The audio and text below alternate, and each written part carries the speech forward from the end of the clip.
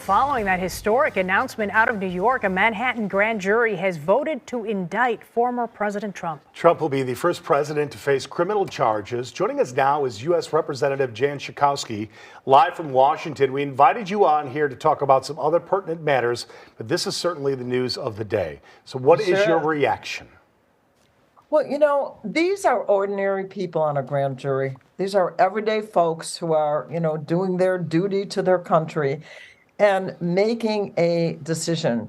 These aren't people who necessarily are involved in politics, who may not follow all the news all the time, but they made a decision that Donald Trump is a person like everyone else in the United States of America, and he's going to have to face the music. He's going to have to go before a jury. In the meantime, the spotlight is on him, I could imagine, for the next few weeks or so. So how do Democrats sort of work against that and get things done, as so much of the talk is on Trump right now? Well, I am hoping that the Republicans as well are going to want to talk about something else besides Donald Trump being indicted.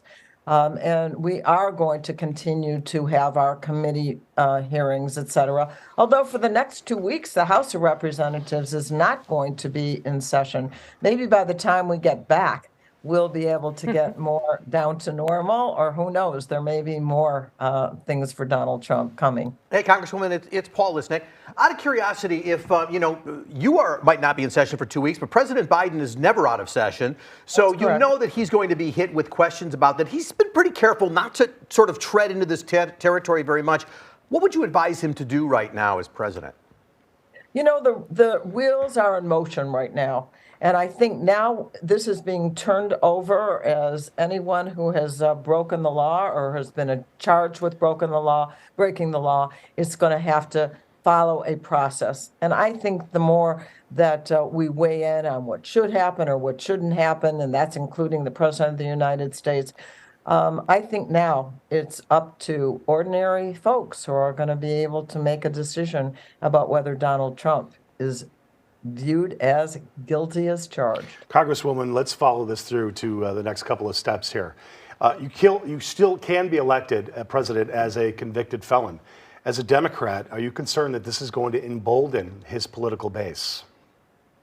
Oh, there are going to be some who are going to continue to say, as Donald Trump has said, that, ever since he went down the elevator and said that he was going to run for president, that everybody's been after him, this kind of made-up paranoia, and, that he's a victim, that he is the victim. But, honestly, I think most Americans are starting to see what's going on, and there may be more to come. There are other things around the country that he may be there may be follow-up things that he has to deal with. So and people saw the insurrection in January, and they know that he was in charge of that. So I don't think that good things are ahead for Donald Trump. Obviously, the Republicans, Congresswoman, are going to say that, the Democrats, this is a field day for them. They're going to go after it. I heard your advice for President Biden. Is this essentially, you would suggest that all Democrats take the line you're taking, which is let the process play out? This is not a political process. Well, look, we see every single day the kind of politics that the Republicans are playing, the kinds of legislation, a lot of it just being gotcha legislation that they are putting out there. So, we see that the Republicans, and especially in the House, are now following in the footsteps and standing behind Donald Trump. It's very embarrassing, I think. That they are doing that. But I think more and more the American people are seeing it. They expected, this huge red wave to come along in the last election. It did not happen. We see gun violence continuing and children being killed, and they still are sticking with the gun lobby.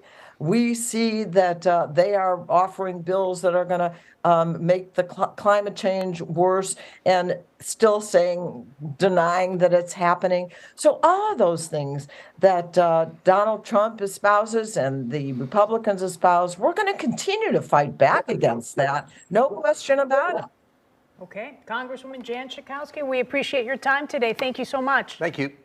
Thank you.